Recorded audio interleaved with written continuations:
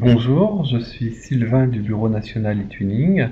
La formation en ligne aujourd'hui est sur l'interdisciplinarité et nous avons comme intervenantes Catherine Johannes et Corinne Buchstein qui vont se présenter. Donc Catherine, tu commences?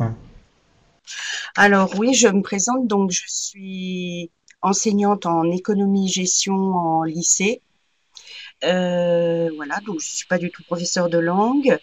Je suis dans l'académie de Dijon. Je suis enseignante de droit et d'économie en filière tertiaire, donc en bac techno, STMG, et en BTS gestion de la PME. Donc je mène des projets twinning depuis 2005.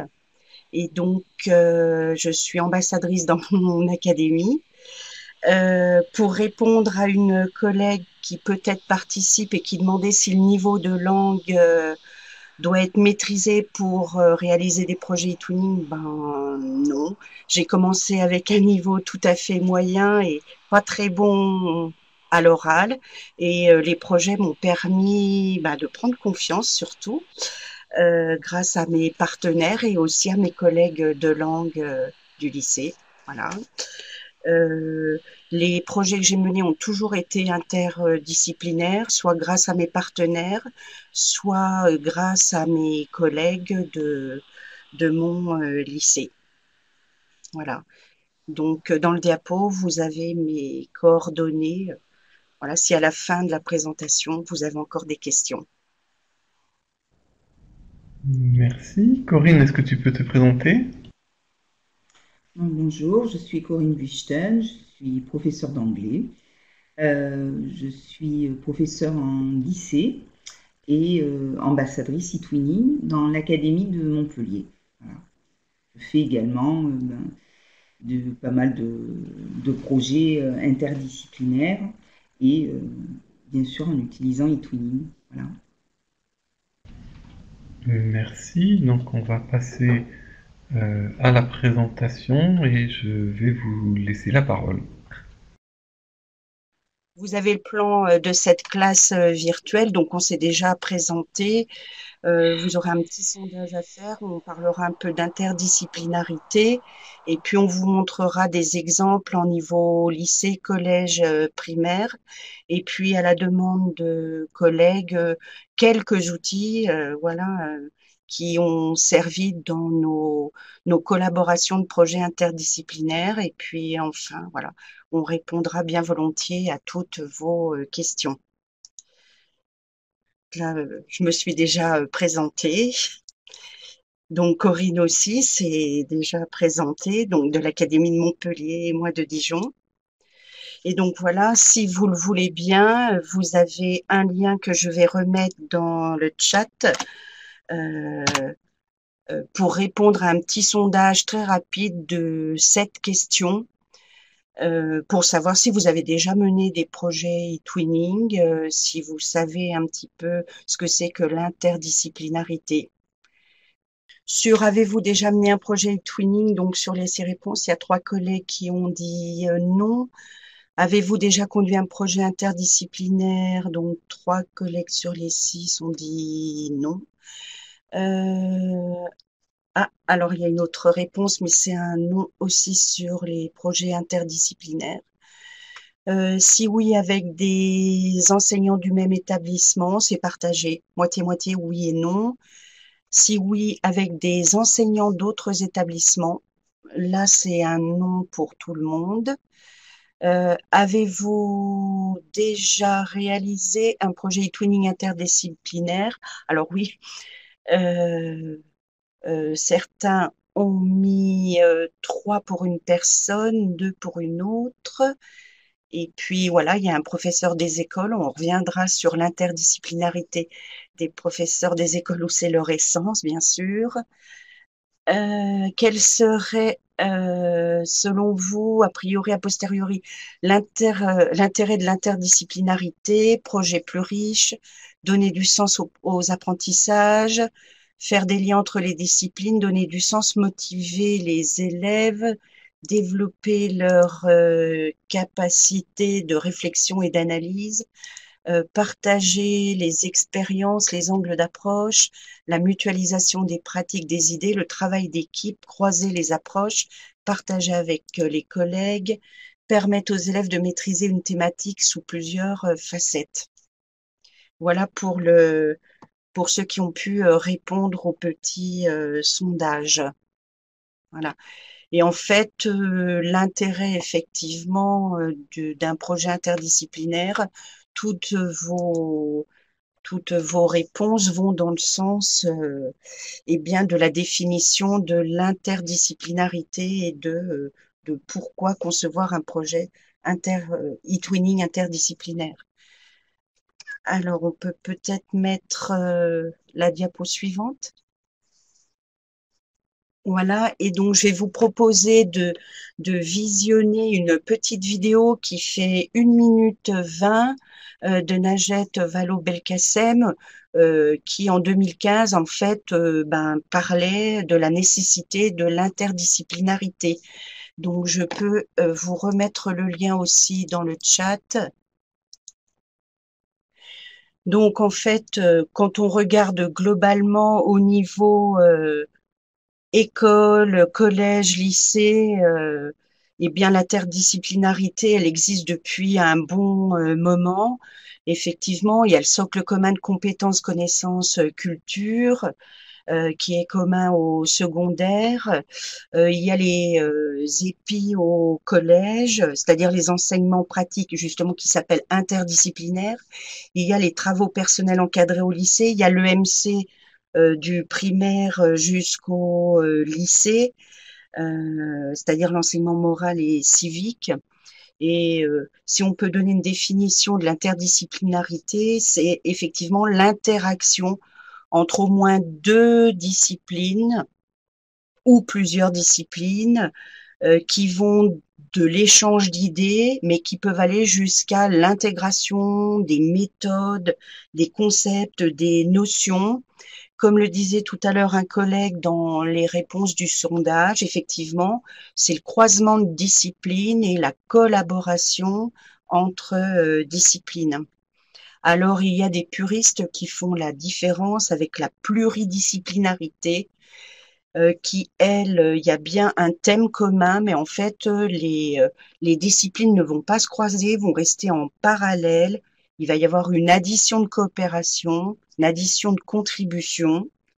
Et puis, certains distinguent même de la multidisciplinarité, c'est-à-dire où les disciplines vont intervenir chacune dans le temps, mais sans projet commun, sans thème commun, sans aucune coopération ou collaboration. Voilà. Voilà pour la définition. À la fin du diaporama, vous trouverez deux liens vers des ressources assez complètes sur l'interdisciplinarité, si cela vous intéresse. Alors, pourquoi concevoir un projet e-twinning interdisciplinaire? Alors, la première raison que vous avez sur la gauche du schéma, c'est la démarche de projet. E-twinning, c'est une démarche de projet et globalement, avec nos partenaires, on mobilise toujours des savoirs, des connaissances différentes. Et effectivement, deuxième argument, ça motive les élèves, comme vous l'avez mis dans vos réponses là au petit sondage. Ça permet aussi de démontrer aux élèves que nos enseignements sont liés. On ne fait pas de l'anglais pour l'anglais, on ne fait pas de l'économie pour l'économie, on ne fait pas de l'électricité pour de l'électricité, mais en fait, dans la vie réelle, comme donné dans la définition du socle commun de compétences, voilà, il faut permettre aux élèves de remobiliser leurs connaissances dans des contextes différents et dans la vie réelle, ce que permettent les projets e-twinning. Autre raison, ça permet de développer les compétences transversales, comme par exemple l'autonomie, l'usage des outils numériques, ou en tout cas apprendre l'usage raisonné des outils numériques, développer la culture citoyenne des élèves, quel que soit le niveau d'enseignement. Ça favorise bien sûr le travail collaboratif interdisciplinaire, alors soit avec les collègues de son lycée, c'est les réponses qu'il y avait un peu dans le sondage, mais aussi ça peut être avec des collègues d'autres lycées, même d'autres académies. Cette année, un des partenaires de mon projet était un collègue d'économie de l'académie de Montpellier. Ça peut être aussi avec des collègues, des partenaires étrangers, voilà, qui enseignent d'autres matières. J'ai déjà eu des échanges avec des collègues professeurs d'anglais, professeurs d'informatique, voilà, professeurs de littérature aussi. Ça favorise le travail d'équipe, alors non seulement pour les enseignants, mais aussi pour les élèves. Ça permet de décloisonner les connaissances, de montrer que dans la vie réelle, ben, on a besoin éventuellement de la langue pour faire une demande de stage à l'étranger, pour pouvoir avoir un correspondant étranger, même voilà, quelle que soit sa nationalité. Et voilà, donner un nouvel intérêt aux disciplines en montrant ce que l'on peut faire concrètement. Rédiger une lettre de motivation quand on est par exemple au lycée, un CV qui permettra éventuellement de se faire embaucher à l'étranger ou d'exercer son métier, même en restant en France, mais avec des partenaires étrangers. Et en fait, dans vos réponses au petit sondage, il y avait pas mal déjà de tous ces arguments. Je pense qu'on est déjà tous un peu convaincus. Donc, je vais commencer par répondre à certaines des questions que vous aviez posées lorsque vous avez fait l'inscription en ligne. Et donc, certaines je pense qu'on va répondre à pas mal de vos questions déjà, mais j'ai vu qu'il y avait vous posez beaucoup de questions sur comment avoir des idées de projet. Et en fait, si vous vous connectez sur etwinning.fr, donc la première interface de eTwinning, sur la gauche, il y a un onglet Découvrir, et sous cet onglet, il y a les projets. Et vous pouvez faire toutes sortes de recherches alors soit des recherches comme ça, soit en affinant votre recherche par mots-clés. Et donc là, déjà, vous pouvez avoir des exemples de projets qui ont été faits et qui peuvent vous donner des idées pour vos propres projets. Vous pouvez aussi, quand vous êtes sur la plateforme eTwinning Live, aller sur le forum. Et là, vous tapez par recherche de mots-clés. Certains s'intéressaient à électricité, vous cliquez sur électricité ou sur mathématiques et vous verrez qu'il y a déjà pas mal d'annonces pour des projets liés aux mots-clés que vous aurez mis. Et donc, vous pouvez répondre aux professeurs qui ont posté ces messages. Ensuite, il y avait quelque chose, Catherine y a déjà fait allusion, mais je voudrais à nouveau y insister. Quelqu'un a noté une mauvaise maîtrise de l'anglais n'est-elle pas rédhibitoire pour mener un projet eTwinning? Absolument pas. eTwinning n'est pas lié à la langue anglaise et je suis un professeur d'anglais. Il y a une très forte demande pour faire des projets en français en fait.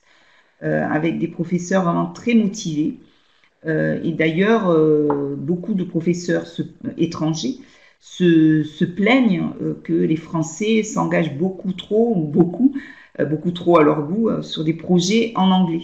Bon, évidemment, ils se plaignent à moi. Moi, je suis professeur d'anglais, donc évidemment, ce qui m'intéresse, ce sont des projets en anglais. Mais donc, vous pouvez absolument faire des projets dans une autre langue que l'anglais avec eTwinning. C'est pas... Ensuite, je voudrais refaire un petit cadrage parce qu'il y a eu beaucoup de questions sur Erasmus+. Et apparemment, vous êtes nombreux à confondre les deux outils.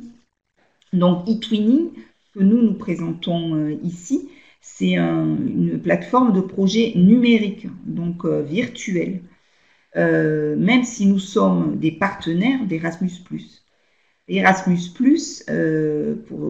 s'il y a des dossiers à faire à des dates précises pour obtenir un financement à des mobilités. Donc, c'est une autre démarche. Par contre, les deux outils sont partenaires et c'est pour cela que vous pouvez trouver aussi un forum Erasmus+, sur eTwinning Live. qui vous permettrait de rencontrer des partenaires qui désirent faire un Erasmus+, et donc des mobilités. Mais donc, quand l'un d'entre vous a posté il faut une équipe stable et pérenne sur 2 ans, absolument pas, puisque vous pouvez faire des projets de 2 mois. C'est pas le temps que vous voulez y mettre. Vous pouvez faire des projets de 2 ans, ce qui est très long pour un projet e-twinning, je trouve, mais vous pouvez faire des projets beaucoup plus courts. Voilà. Je pense que... Oui. Je vais aussi ajouter une petite chose au niveau des projets donc Erasmus+. En fait, c'est vrai qu'il y a une petite ambiguïté dans le sens où eTwinning fait partie d'Erasmus+. Ça fait partie d'Erasmus+, et nous ne sommes pas gérés par la même plateforme, structure que l'agence de Bordeaux, puisque nous sommes à Canopée. Et on parle de projet Erasmus+, on parle de projet en fait qui finance des mobilités pour les élèves, alors que eTwinning ne finance rien du tout. Il met à accès à une plateforme de façon tout à fait gratuite et on peut avoir des formations, etc. Donc il y a un financement européen qui est simplement pour promouvoir l'action et pour mettre à disposition des outils. Mais aussi, donc, une autre ambiguïté qui peut y avoir, c'est que quand on fait un projet de mobilité d'élèves, donc les projets KA2, on a aussi la possibilité, même c'est plutôt incité, à utiliser eTwinning, c'est-à-dire à ouvrir un projet eTwinning en même temps que l'on fait son projet Erasmus+. Parce qu'effectivement, quand vous êtes dans un projet de mobilité, vous allez emmener quelques élèves dans des pays partenaires, mais vous n'allez déjà pas emmener toute la classe, donc ça peut être bien qu'il y ait à distance aussi des liens avec les autres élèves, et vous allez aussi préparer en amont vos déplacements, et ça peut se faire sur le TwinSpace. Le TwinSpace, c'est l'espace d'échange eTwinning, et après la mobilité, on peut aussi prolonger le projet, donc on peut faire des activités à distance, et donc eTwinning intervient aussi dans les moments où les élèves ne sont pas emmenés dans les différents pays. Un des derniers points qui m'a... Une question qui m'a également interpellée, c'est quelqu'un qui dit est-ce qu'on peut inviter et rencontrer surtout des professionnels sur eTwinning? Non, c'est un des intérêts d'eTwinning, c'est un espace protégé éducatif. Donc on ne peut pas nouer des liens avec des entreprises, ce n'est pas LinkedIn. Par contre, on peut inviter des visiteurs sur le TwinSpace du projet.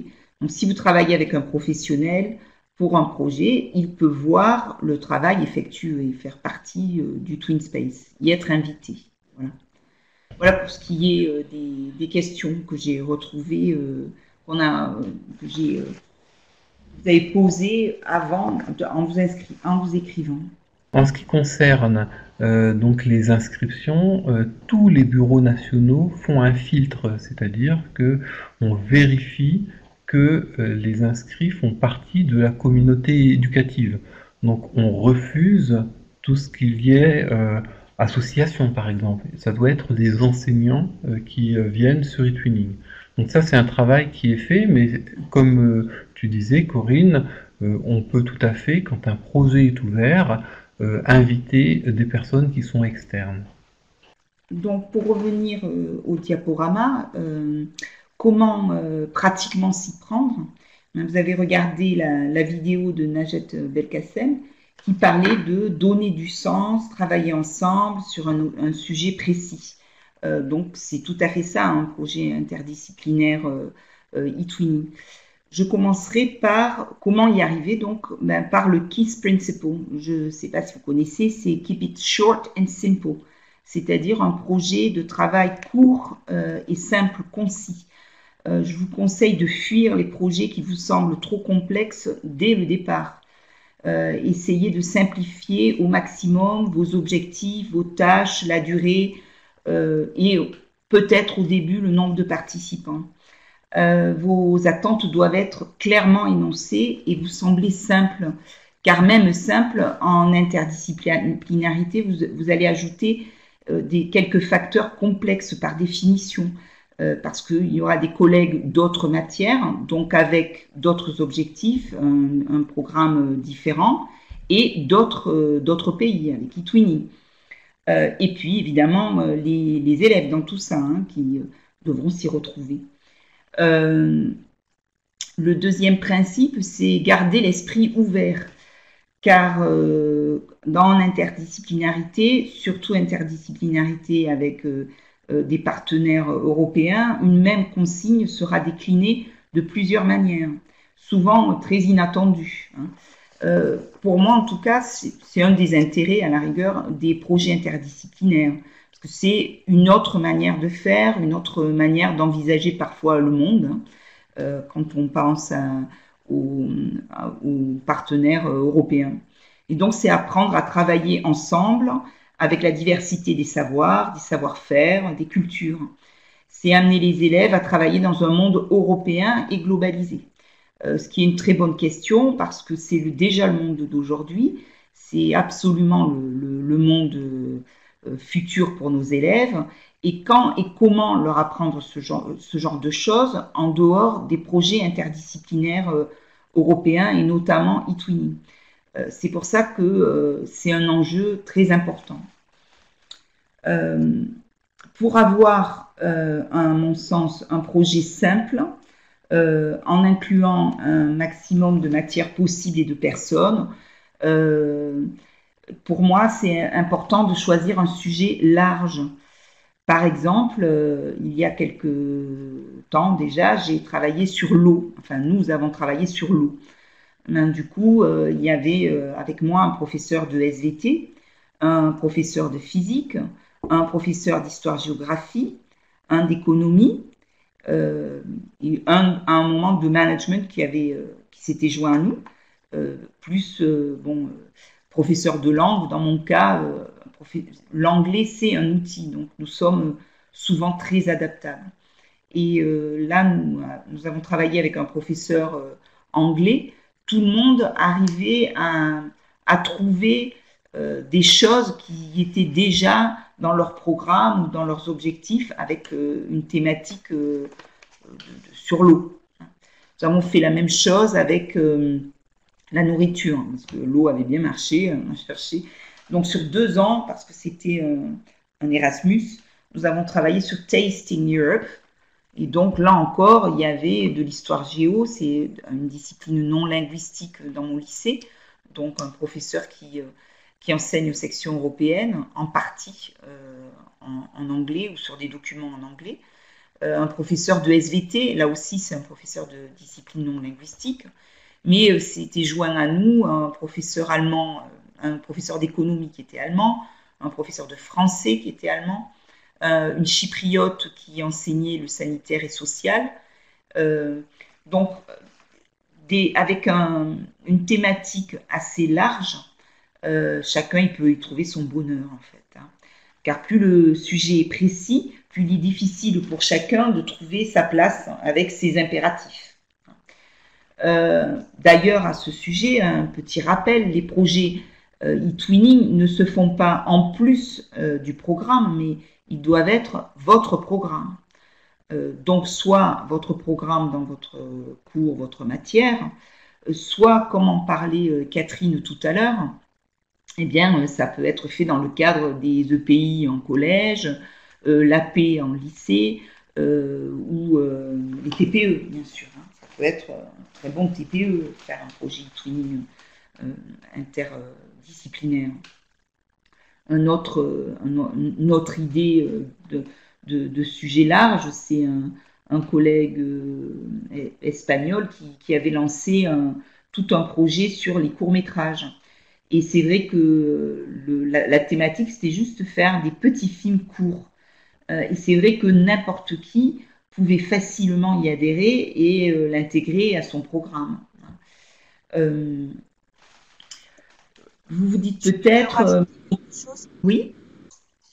Oui, il y a un collègue qui demandait dans les questions méthode pour réellement intégrer les LV et pas seulement comme oh eh bien tu pourrais traduire ça en. En fait, à chaque fois que j'ai été à l'initiative d'un projet et pas raccroché à un projet sur le forum, en fait la collègue ou le collègue de langue en fait montait le projet avec moi et on cherchait des activités et des thèmes qui nous conviennent à tous en fait. Donc, si c'est possible de collaborer pour le montage du projet, ça met vraiment en valeur les LV et pas seulement comme outil de traduction.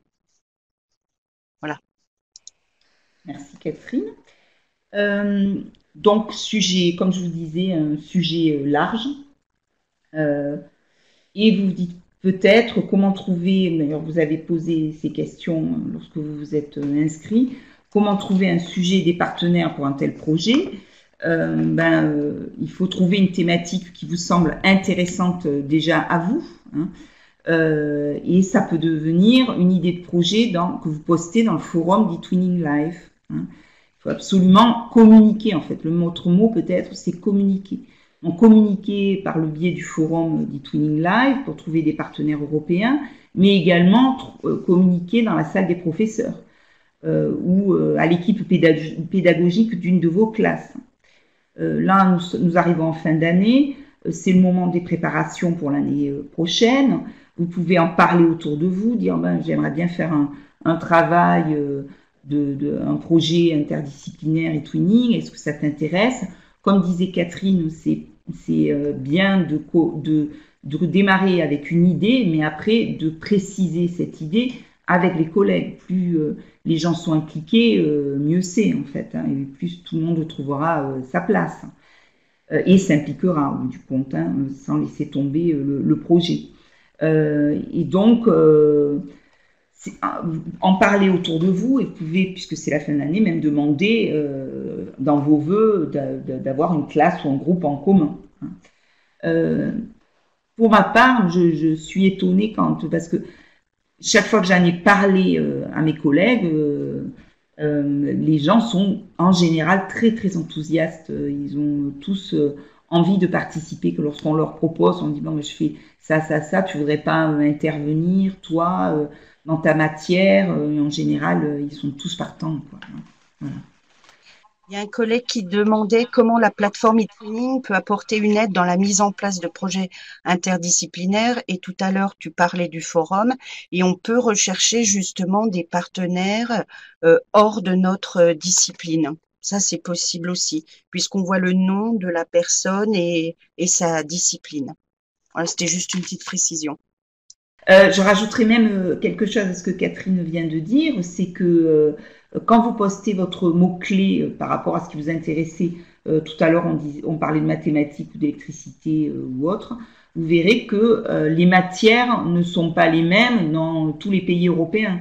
Donc il y a de fortes chances que votre projet devienne interdisciplinaire par définition, du moment que vous aurez posté une idée de projet ou une idée de thématique sur le forum.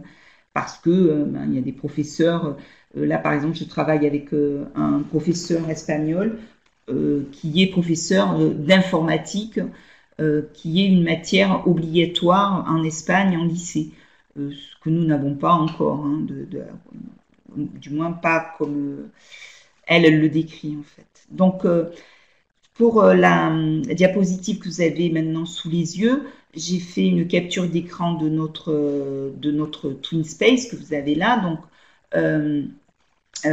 le titre de notre projet s'appelle Our Green Future and Responsibility. Nous avions envie, avec mes collègues, d'un projet fort et motivant pour des secondes sections oraux, qui sont en groupe, hein, qui se retrouvent 1 heure en anglais oraux, avec un professeur différent de leur professeur habituel, et 1 heure avec un professeur de discipline non linguistique de SVT jusqu'en janvier. Puis à partir du début février, ils ont 1 heure avec un professeur d'histoire-géographie. Et donc, on avait envie de lier les 3 matières et de faire un projet motivant et fédérateur. Donc, nous avons eu l'idée de nous servir des 17 objectifs de développement durable de l'ONU. Donc, tout à l'heure, je vous parlais de sujets larges. Donc là, ça veut bien dire 17 objectifs, donc 17 thématiques. Vous pourrez aller voir peut-être tout à l'heure les 17 objectifs de développement durable de l'ONU si vous ne connaissez pas, et vous verrez que ça regroupe l'éducation, la gestion de l'eau, la pauvreté, les institutions européennes et la justice, la place de la femme dans la société, les animaux en voie de disparition. Bon, je vous en cite que quelques-uns. Donc, ce que vous voyez là, c'est une capture d'écran de notre Twin Space, espace, si vous voulez, où il n'y a que les partenaires. Et nous avons ouvert ce Twin Space, c'était une autre question. En général, vous cherchez d'abord des partenaires et ensuite vous ouvrez un Twin Space qui est un espace protégé qu'avec les gens du projet. Donc, nous avons posté un message dans le forum eTwinning. Peut-être une petite astuce, c'est de ne pas poster le message qu'une fois dans le forum, mais bien de le poster plusieurs fois. Vous le repostez pour que le message revienne au début et vous verrez qu'à chaque fois qu'il se trouve que vous le repostez, eh bien, vous avez des réponses différentes. Donc, ce projet a été mené avec un professeur espagnol qui est professeur d'informatique, une polonaise et une italienne qui sont professeurs d'anglais, une bulgare qui est professeure de biologie et une néerlandaise qui est professeure d'économie. Plus notre partie à nous, la partie française, donc un professeur d'anglais, de SVT et d'histoire-géographie. Mais je sais qu'avec ce type de sujet, nous aurions pu être encore bien plus nombreux. Mais là, 6 partenaires européens et 3 chez nous, on trouvait que c'était suffisant. Donc sur cette capture d'écran de notre Twin Space, eh bien, vous pouvez voir là le début de notre premier Padlet. Un Padlet, c'est un outil que je vais vous présenter tout à l'heure, que vous connaissez déjà peut-être, où ça fait un peu comme un mur sur Facebook, ou une page blanche. Et là, nous nous sommes tous présentés, plus d'une centaine donc, de participants. Je me suis moi occupée de cette partie, donc professeur d'anglais. Les élèves devaient poster tous un texte et une image. Pas forcément une image avec une photo d'eux, mais quelque chose qui les représentait ou qui leur était cher, qu'ils trouvaient important. Puis nous avons fait aussi par groupe, ils ont travaillé sur la présentation du lycée, la présentation de la ville, la présentation de leur région. À côté de la capture d'écran de ce Padlet, donc là, il y a les pages. Oui, dans le Twin Space, vous avez le titre de notre projet. Sur les pages, eh bien, il y a le Padlet de présentation que vous avez là, mais il y a également les Padlets que je vais vous montrer dans juste quelques secondes, les Padlets suivants qui étaient des Padlets liés au sujet lui-même. Je vous ai mis une photo à côté puisque j'ai démarré le projet, je l'ai fini. Donc au démarrage, on a fait tout ce qui était présentation et à la fin, eh bien, on a fait toute une série de visioconférences qui était la dernière étape avec un outil qui est sur eTwinning Live et où on peut commander une visioconférence. Voilà. Donc chaque fois, dans cette dernière étape, il y avait une série de conférences entre 2 pays pour faire des bilans du projet. Les élèves préparaient des questions et communiquaient par petits groupes. Donc là, vous voyez qu'il y a là 5 Français et ils sont en train de parler à 4 Italiens. La classe est invisible, mais en fait, elle était bien présente derrière. Et au fil de l'heure, il y avait plusieurs groupes qui passaient et qui se mettaient devant et qui discutaient, en fait. Et en 1 heure de cours, on fait passer à peu près 3-4 groupes. 4 groupes maxi, en fait. Voilà. Alors peut-être que on va répondre aux questions. Donc je voudrais répondre à celle qui correspond au nombre limite de partenaires en fait. Quand on se met en projet, donc il y a deux personnes qui se mettent en projet au départ. Ce sont les deux premiers partenaires. Il y en a un qui soumet le projet et l'autre qui accepte de faire partie du projet. C'est ce qu'on appelle les fondateurs. Seuls les fondateurs ont les droits pour pouvoir inviter d'autres personnes. C'est-à-dire que si les fondateurs souhaitent rester à deux, vous restez à deux. Alors bien sûr, dans l'exemple des projets interdisciplinaires, on va inviter d'autres enseignants de son établissement, donc les fondateurs vont pouvoir le faire. Après, on peut aussi donner les droits à quelqu'un d'autre, à un autre partenaire, de pouvoir inviter aussi, les droits administrateurs, ça c'est possible. Au niveau des projets comme ça interdisciplinaires, je voudrais dire aussi qu'on n'est pas obligé de faire en sorte d'inviter des collègues qui vont suivre l'ensemble du projet. Ça peut être aussi très ponctuellement pour une activité particulière. Donc ça, c'est aussi une possibilité. Et comme le disait, enfin l'écrivait Catherine, effectivement, il est préférable de ne pas avoir trop de partenaires. Plus vous avez de partenaires et plus le projet est difficile à gérer. Une question, peut-être que vous allez y répondre. Êtes-vous arrivé à faire du coopératif ou avez-vous chacun travaillé de votre côté sur des thèmes séparés? Donc, je vais, en fait, quand je montrerai la suite du projet, vous verrez qu'on a fait du coopératif, collaboratif, mais ça aurait pu être, j'avoue, encore plus collaboratif. Le fait de faire chaque fois qu'on fait un projet, on apprend, on fait un bilan et puis on essaie d'améliorer pour l'année encore après, hein. De la même manière que chaque fois qu'on fait de l'interdisciplinaire et un projet e-twinning, ben, on arrive à avoir des partenaires avec qui on a une habitude de travail et avec qui parce que ça se passe bien, on a envie de retravailler ensemble.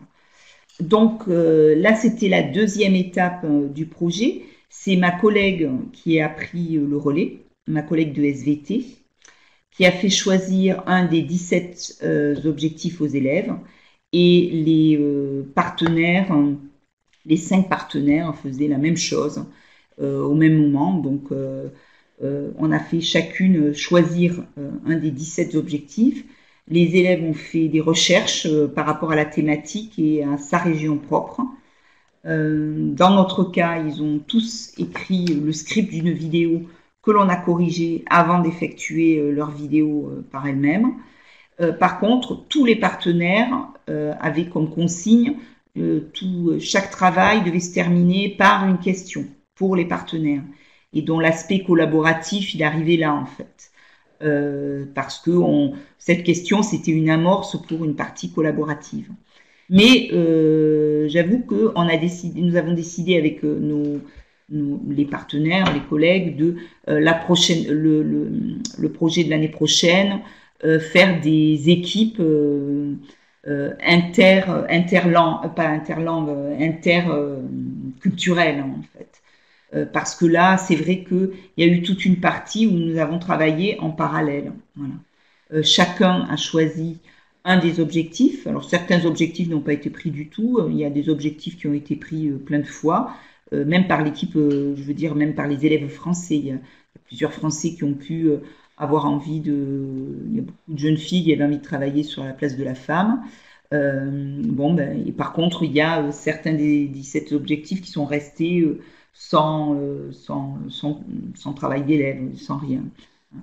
Donc ma collègue s'est occupée de ça, et ça s'est terminé par une question, et elle a ouvert un Padlet par objectif de l'ONU. Donc ici, c'était l'objectif faim dans le monde, l'objectif Zero Hunger. Voilà.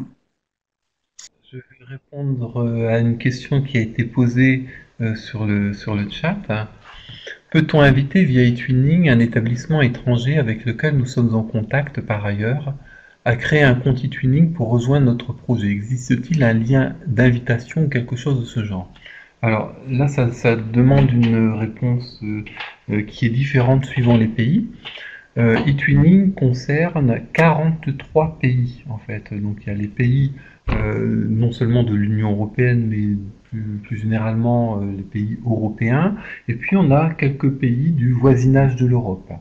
Et en tout, donc ça fait 38 pays qui font partie de l'action Erasmus+, plus 7 pays qui sont du voisinage de l'Europe. Donc tous ces pays-là peuvent s'inscrire sur eTwinning. S'ils peuvent s'inscrire sur eTwinning, ça veut dire que à partir du moment où vous vous connectez sur eTwinning Live, vous pouvez les inviter dans votre projet. Pour les autres pays, vous ne pourrez pas les trouver sur eTwinning, sur eTwinning Live. Mais si vous connaissez des partenaires qui sont en Australie, au Canada ou autres, vous pouvez tout à fait les inviter depuis le TwinSpace. C'est-à-dire, en fait, il faut créer d'abord votre projet avec un partenaire, et ensuite vous allez pouvoir inviter des enseignants d'autres pays, et ils auront exactement les mêmes droits dans le projet, c'est-à-dire qu'ils pourront inviter leurs élèves et ils pourront travailler de la même façon. Bien. Je vois qu'il y a une question. Comment avez-vous lancé ce projet au tout départ? C'est ce que je vous ai dit. Je suis allée sur le forum dans eTwinning Live. Une fois que vous êtes inscrit sur eTwinning, vous avez accès à eTwinning Live. Et là, il y a un forum de partenaires. Et nous avons, nous étions 3 sur le côté français, nous avons dit que nous avions envie de travailler sur les 17 objectifs de l'ONU et du développement durable. Et nous avons écrit brièvement ce que nous avions envie de faire, et des gens y ont répondu. Donc là, dans ces cas-là, on les invite, comme disait Sylvain tout à l'heure, nous avons avec un des partenaires européens que j'ai invité. D'abord, on les invite en tant que contact. Puis après, avec un des contacts, eh bien, nous décidons de faire un TwinSpace, qui est l'espace dédié au projet. Et dans cet espace, à partir de ce moment-là, que ce soit le premier partenaire étranger ou moi, nous pouvons inviter tous les autres partenaires. Et chaque partenaire, un partenaire, c'est un établissement, mais c'est surtout un professeur. Et chaque professeur invite ses propres élèves. D'ailleurs, il est important que chaque professeur invite ses propres élèves, puisqu'une année, moi, j'avais un professeur de polonais n'arrivait pas à le faire, donc je l'ai fait pour elle. Mais du coup, tous ses élèves ont été inscrits en tant que français, ce qui est un peu dommage, en fait. Voilà. Là, c'est donc vous voyez un Padlet qui parlait de Clean and Affordable Energy. Donc, c'était un des objectifs, donc sur l'énergie propre et un prix correct et prix raisonnable. Et là, vous avez les réponses d'élèves italiens et français qui ont répondu. Alors, ils pouvaient répondre par un petit texte, ils pouvaient répondre par une autre vidéo ou une image. Enfin, donc, ils devaient répondre à la question qui avait été posée à la fin de la vidéo qui concernait le premier travail. Voilà. Et puis, dans la dernière étape de ce projet, eh bien, nous avons fait les bilans par visioconférence que vous avez vu tout à l'heure. Voilà. Que les élèves, en fait, sont inscrits par l'enseignant, mais ensuite, une fois qu'ils sont inscrits, ils ont un identifiant et un mot de passe, et ils peuvent se connecter au projet et participer donc aux activités sur la plateforme collaborative. Je peux ajouter aussi qu'on peut indiquer et désigner des élèves administrateurs qui pourront écrire dans les pages, modifier les documents. Et que si on les a désignés comme administrateurs, on peut leur retirer éventuellement les droits s'ils ont supprimé enfin s'ils ont fait des bêtises exprès ou sans faire exprès. Alors ça peut être intéressant, surtout si on veut donner des rôles aux élèves.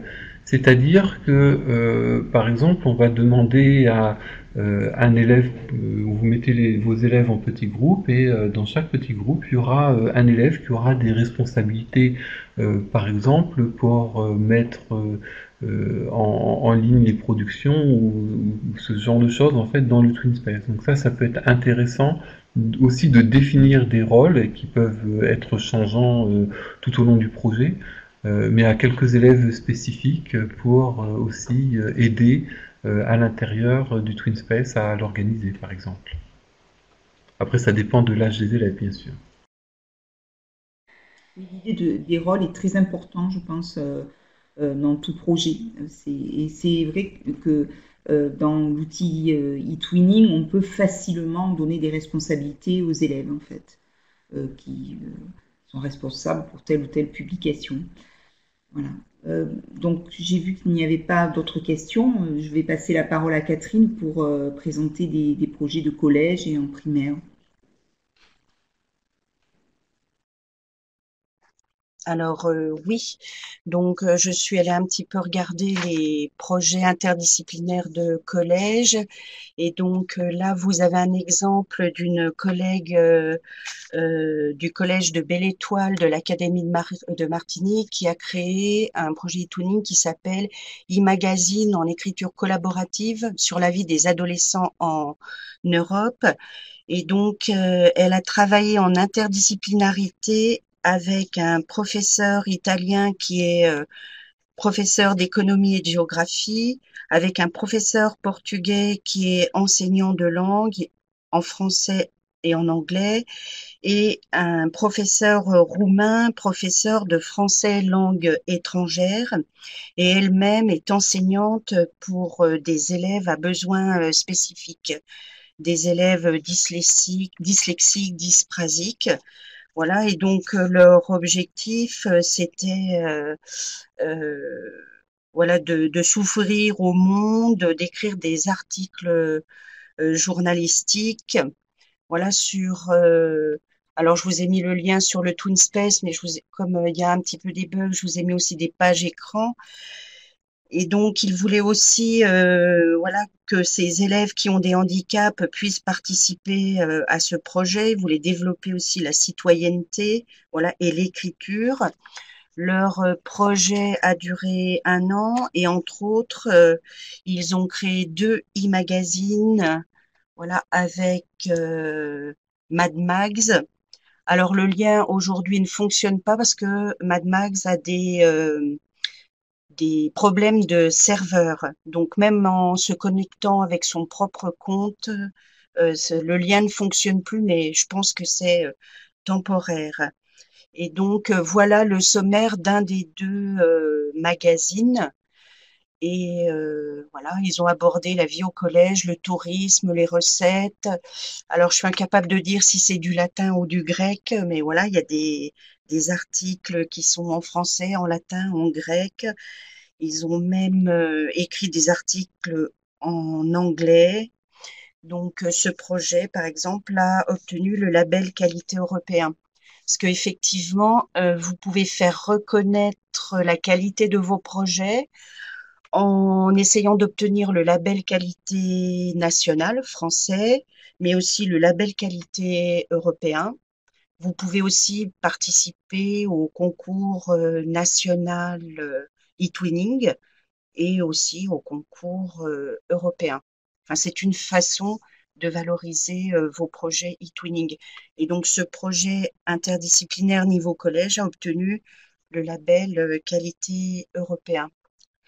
Donc, si vous suivez le lien que je vous ai mis à la page, à la première page de ce projet, voilà, vous pouvez obtenir plus d'informations sur ce que les collègues partenaires ont réalisé.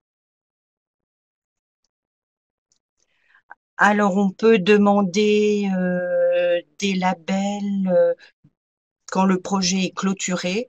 Et cette année, par exemple, on a jusqu'au 7 juillet, je crois, Sylvain, c'est ça?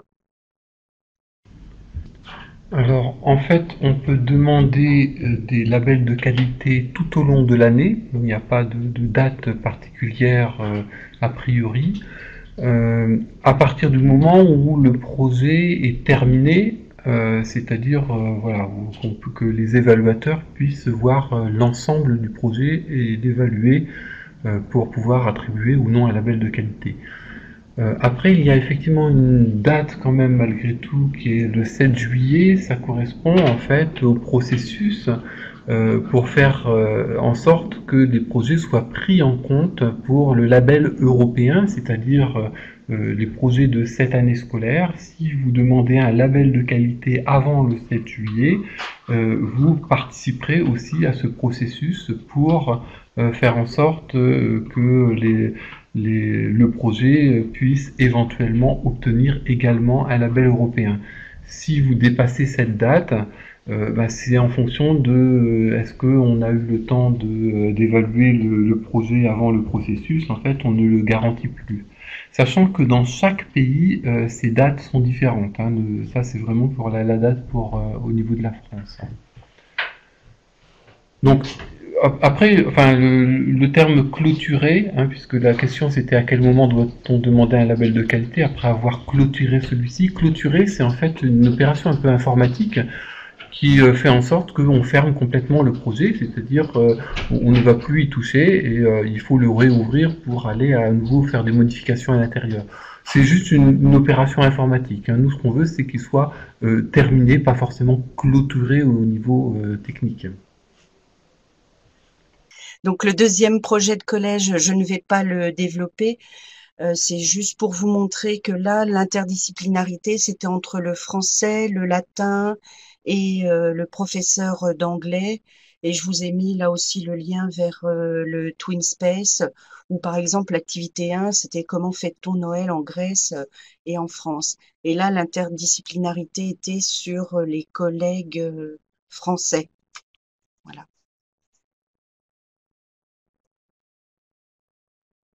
Alors, on va peut-être passer au niveau école. Oui. Alors, comme le faisait remarquer tout à l'heure Anne P, oui, l'interdisciplinarité, c'est l'essence du professeur des écoles qui doit être polyvalent et qui effectivement peut mener des projets autour de thèmes voilà, et mettre en interconnexion différentes disciplines. Et donc, je vais vous montrer, hop là, un exemple de projet au niveau école qui s'appelle Let's Twin, voilà, qui a été fait par une collègue d'une école de Dijon, d'un niveau de CM1, CM2, et donc elle se présente elle-même comme étant professeure interdisciplinaire, arts plastiques, informatique, langues étrangères, maths, lettres modernes, sujets d'école primaire. Et donc elle a mené un projet avec une école polonaise où là, elle a travaillé sur les compétences à l'oral, sur l'écrit en français, l'écrit en anglais, sur la volonté de développer les compétences informatiques, développer les compétences en collaboration, comprendre la culture de l'autre. Voilà, donc je vous ai mis aussi un lien vers le Twin Space. Et donc, une de leurs activités, enfin là, c'est plutôt le résultat que je vous ai mis en page écran. En fait, ils ont écrit, donc ils ont travaillé sur l'écriture en se présentant euh, et oralement et de manière écrite sur un Padlet. Et après, les partenaires français devaient dessiner cette présentation. Et enfin, partenaires polonais devaient apposer leurs photos pour voir si le dessin était conforme à la description qu'ils avaient fait et donc à leurs photos. Et donc là, on voit les deux exemples où ils avaient dû bien se décrire parce que le dessin correspond bien à la photo. Voilà. Ils ont mené aussi une autre, donc ça c'était avec Calaméo, là c'est une autre activité où ils ont collaboré pour voilà rédiger un nuage de mots sur ce qu'ils souhaitaient pour Noël, qu'il soit français ou polonais. Voilà, donc ça c'est un exemple de quelques activités au niveau école. Je ne sais pas si vous avez des questions. Oui, si vous cliquez sur le lien, le Padlet contient les bandes son des élèves et puis le Padlet avec leur description écrite. Oui, les deux sont intégrés dans le TwinSpace pour répondre à Joël. Je vais présenter les outils. Si on peut créer le Padlet, il est intégré. Si on veut créer le Padlet, il est intégré. Je ne comprends pas bien dont vous intégrez. Je ne comprends pas bien la question. En fait, Padlet, donc là, c'est une présentation des outils utiles. Donc, Padlet est ici. C'est en train de devenir payant quand même, il faut le savoir. Mais il y a un certain nombre de Padlets que l'on peut faire gratuitement.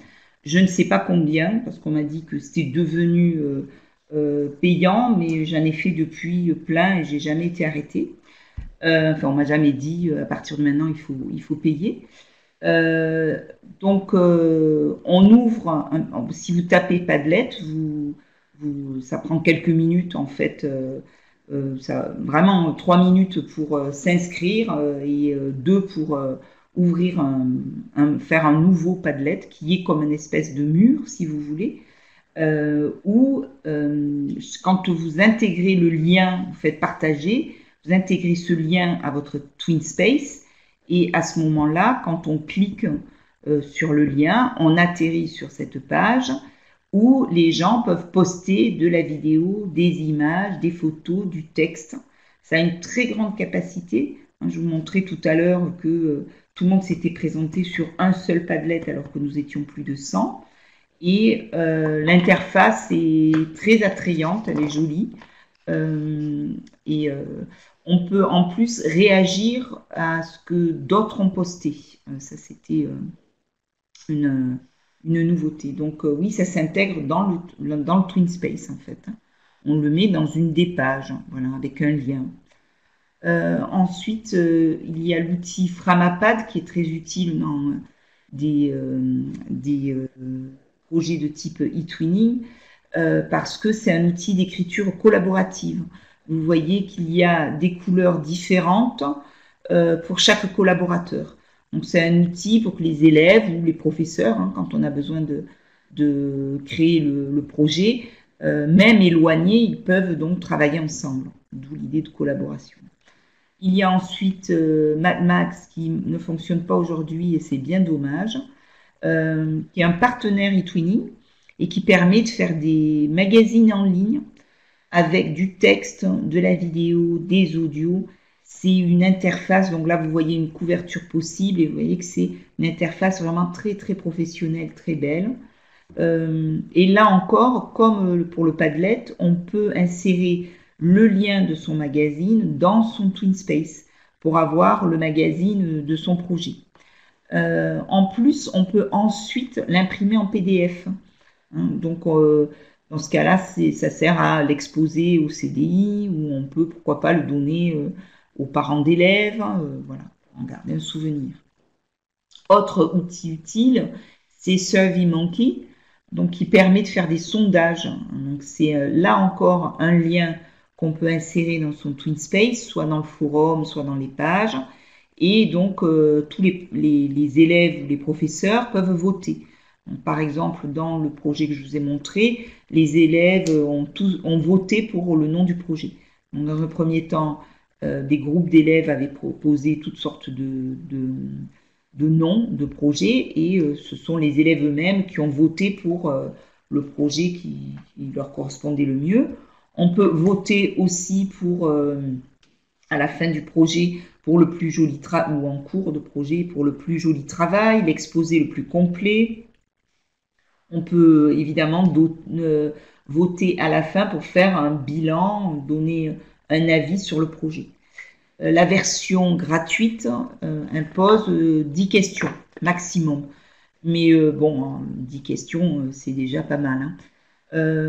Ensuite, il y a deux autres, alors là c'est plus des newsletters, c'est la page Facebook de eTwinning qui propose tous les mercredis, donc aujourd'hui, l'outil du mercredi. Et il vous propose un outil qui peut être utile à tout type de travail que l'on fait sur eTwinning en fait. Et en général, ça va avec l'interdisciplinarité, la collaboration. Il y a également une newsletter où on peut s'abonner là par email. C'est les outils TIS. Si vous tapez les outils TIS de Fidel Navanuel, donc un collègue, hein, où l'on peut recevoir, on s'inscrit et on reçoit régulièrement toutes les nouveautés utiles à un enseignant qui veut utiliser du numérique. Donc ces deux pages-là, ces deux outils sont vraiment très très intéressants pour apprendre ce qui se passe au niveau numérique, les outils qui sont utiles, en avoir des nouveaux. Je vais vous passer donc Catherine qui va vous parler de Artsteps et Poplet. Oui, alors justement, ArtSteps, je l'ai découvert grâce aux outils du mercredi d'eTwinning France. Et donc cette année, dans le projet que nous avons monté, je vais vous mettre le lien voilà dans le chat. En fait, ça crée une exposition virtuelle, une galerie virtuelle. Et en fait, dans le lien là, vous devez choisir la galerie eTwinning et en fait, on se déplace avec les flèches du clavier pour visionner. Donc là, les élèves avaient conçu leur logo, les Croates, les Français, les Polonais, les Turcs. Et donc, ça permettait à tous les élèves ou toute personne intéressée à qui on avait donné le lien d'aller regarder les logos et ensuite de voter pour le meilleur logo pour le projet. C'est assez facile d'utilisation. Il y a plein de tutoriels et donc les élèves étaient contents de voir leur logo exposé. On choisit la couleur du mur, la couleur du sol, la forme de la salle, la façon dont on circule dans la salle pour voir l'exposition. Donc ça, j'ai trouvé que c'était un outil vraiment intéressant que j'ai donc découvert cette année. Un autre outil, donc cette fois-ci, c'est Poplet que vous avez là sur la gauche de l'écran. Donc, je vais vous mettre l'exemple du Poplet de cette année. Les élèves, en collaboration avec leurs partenaires, ont créé une carte mentale. L'intérêt de Poplet par rapport aux outils de Google Drive, MindMeister par exemple, c'est qu'ils peuvent mettre des photos, des liens hypertextes. Voilà, et donc c'est un véritable outil collaboratif carte mentale. Et eux, ils ont réfléchi, ils ont choisi huit thèmes sur le développement durable. Ils ont essayé de rédiger tous ensemble 3 problématiques autour des thèmes et puis d'y apporter des solutions. Bon, donc nous allons peut-être passer au nuage de mots. Cette présentation arrive à sa fin et nous aurions aimé que vous notiez, faire un nuage de mots du même style que ce que vous voyez là, et que vous notiez dans Answer Garden. Donc vous avez le lien, il est cliquable sur la présentation, et il y a une fenêtre qui va apparaître, et vous pouvez écrire un mot ou plusieurs mots qui vous viennent à l'esprit maintenant qu'on vous a parlé d'interdisciplinarité sur eTwinning depuis un peu plus d'une heure. Voilà. Ce sera intéressant de voir quels sont les mots qui reviennent. Et ça vous fera connaître un outil supplémentaire peut-être, si vous ne le connaissez pas déjà. Je suis obligé en fait de rafraîchir mon écran à chaque fois pour pouvoir voir l'évolution.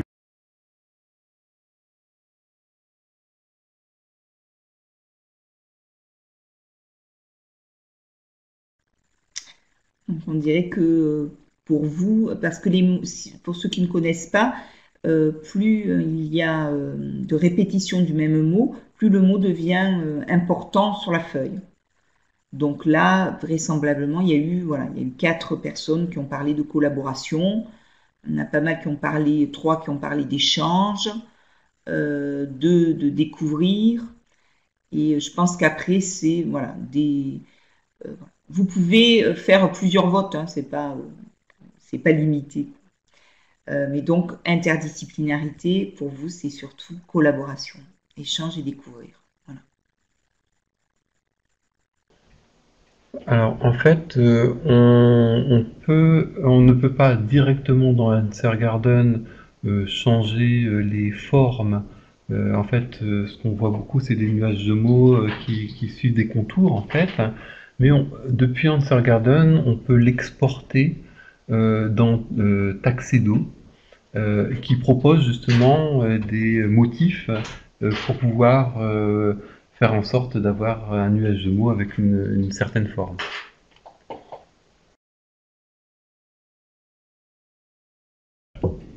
Alors, je vois la question. Existe-t-il des formations pour s'approprier l'outil ou doit-on se l'approprier seul? Alors, si c'est juste cet outil spécifique, c'est vraiment très très simple d'utilisation. Il n'est même pas nécessaire d'avoir un compte pour pouvoir l'utiliser. Il suffit d'aller sur le site Answer Garden et de dire il y a quelques paramètres que l'on peut sélectionner pour savoir si on a la possibilité, si on tient en compte les majuscules et les minuscules, si on peut marquer plusieurs réponses ou pas. Donc en fait, une fois qu'on a ouvert son Answer Garden, voilà, c'est vraiment simple, vous l'avez utilisé. Donc il faut peut-être récupérer son code d'intégration pour le mettre dans le TwinSpace si vous voulez l'utiliser avec les élèves. Et c'est un formidable outil pour ce qui concerne par exemple le brainstorming. Sur une idée, vous lancez une idée, une consultation au niveau des élèves et vous faites un brainstorming qui va se prendre forme sous la forme d'un nuage de mots par exemple. Alors, est-ce que c'est en anglais? Je ne sais pas. Il faudrait que je retourne pour aller. Moi non plus, je ne sais pas, mais l'utilisation basique est tellement simple, on ne fait même pas attention à en quelle langue c'est, hein, puisque c'est juste une fenêtre et on écrit le mot qu'on veut dedans. Donc tout à fait. Effectivement, quand je lis, j'ai trouvé un tutoriel sur YouTube. Visiblement, il y en a plusieurs. Effectivement, on peut toujours trouver des petits tutoriels, mais c'est certainement un tutoriel assez court parce qu'il n'y a vraiment pas de difficulté à utiliser cet outil. D'ailleurs, pour tous les outils que nous vous avons présentés et les outils en général, donc d'où l'intérêt des outils du mercredi ou les outils TIS qui expliquent comment la base en fait de l'outil. Mais ensuite, vous avez des tutoriels systématiquement dans chaque outil, hein, liés à chaque outil, et qui en général sont courts et bien faits. Il y avait une dernière diapositive. Oui, j'ai mis une dernière diapositive dont je parlais tout à l'heure en introduction, où en fait Yves Lenoir est vraiment quelqu'un qui a écrit beaucoup sur l'interdisciplinarité, comment faire, pourquoi le faire, et donc j'ai mis un lien. C'est un article des cahiers pédagogiques, et d'ailleurs il y a plusieurs articles dans les cahiers pédagogiques d'Yves Lenoir. Et puis, il y a un rapport aussi, alors je l'ai choisi traduit en français, sur le projet Crosscut, effectivement, qui porte sur l'enseignement transversal c'est un projet Erasmus+, entre plusieurs partenaires, et pour la France, c'est le CIEP, voilà, qui a participé à ce projet et qui là aussi donne les raisons de mener des enseignements transversaux. Alors, ils disent transversaux, mais c'est interdisciplinarité. Voilà. Et c'est très intéressant à lire. Merci à tous.